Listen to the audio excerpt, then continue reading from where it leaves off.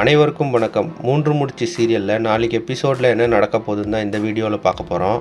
வீட்டில் சுந்தரவல்லி சுரேகா ஏதோ ஒரு பெரிய பிரச்சனையில் மாட்டியிருக்கா அப்படின்னு சொல்லிட்டு நினச்சி அழுகுறாங்க. அதே சமயத்தில் நந்தினியும் சூர்யாவும் வீட்டுக்கு வந்துடுறாங்க. அப்போ நந்தினி சுந்தரவல்லிக்கு ஆறுதல் சொல்கிறாங்க. ஆனால் சுந்தரவல்லி நந்தினியை திட்டுறாங்க. உன்னால தான் இவ்வளோ பிரச்சனையும், ரஞ்சித் தப்பானவனு உனக்கு முன்னாடியே தெரியும்ல, அப்போ எங்ககிட்ட சொல்லணும்ல அப்படின்னு சொல்லி கேட்குறாங்க. அப்போ சூர்யா நந்தினிக்கு சப்போர்ட் பண்ணி நந்தினி கிட்ட சொல்கிறாரு, அவங்க ஏதோ பொண்ணை காணுன்றதுனால இப்படி பேசுகிறாங்க, நீ மேலே போ அப்படின்னு சொல்லிட்டு நந்தினி அனுப்பி வைக்கிறாரு.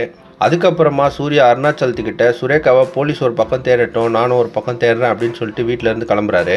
அதுக்கப்புறம் பரமேஸ்வரி பிசிஓலேருந்து போலீஸ் ஸ்டேஷனுக்கு கால் பண்ணி நந்தினி தான் சுரேகாவையும் அரிதாவையும் கடத்தினாங்க அப்படின்னு சொல்லிடுறாங்க. உடனே போலீஸ் சுரேகாவும் அரிதாவோட மொபைல் நெட்வொர்க் எங்கே இருக்குது அப்படின்னு சொல்லி தேட சொல்கிறாங்க.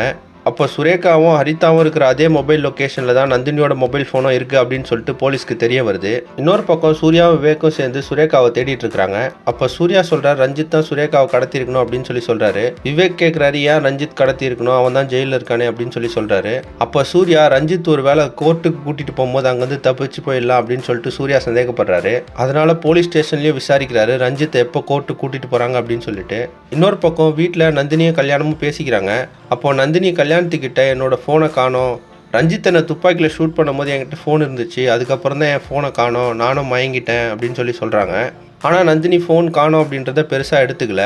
இப்போது சுரேகாவையும் ஹரிதாவையும் கடத்தினது யார், நந்தினியோட மொபைல் ஃபோன் எப்படி அங்கே போச்சு, ரஞ்சித் கோர்ட்டுக்கு போகும்போது அங்கேருந்து தப்பிச்சிருவாரா இல்லை சூர்யா அதை தடுத்து நிறுத்துவாரா அப்படின்றத அடுத்தடுத்த எபிசோடில் பார்த்து தெரிஞ்சுக்கலாம். இந்த மாதிரி 3 முடிச்சு சீரியல் அப்டேட்ஸ்க்கு நம்ம சேனலை சப்ஸ்கிரைப் பண்ணுங்கள், ஃப்ரெண்ட்ஸ் அண்ட் ஃபேமிலிக்கு ஷேர் பண்ணுங்கள். நன்றி.